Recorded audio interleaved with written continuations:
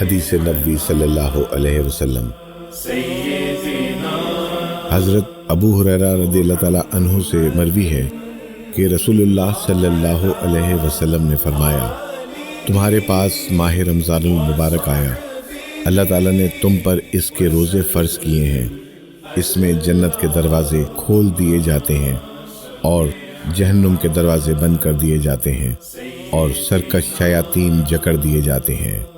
اللہ تعالیٰ کی عبادت اور اس کی رضا حاصل کرنے کے لیے اس ماہ میں ایک ایسی رات ہے جو 1000 راتوں سے افضل ہے۔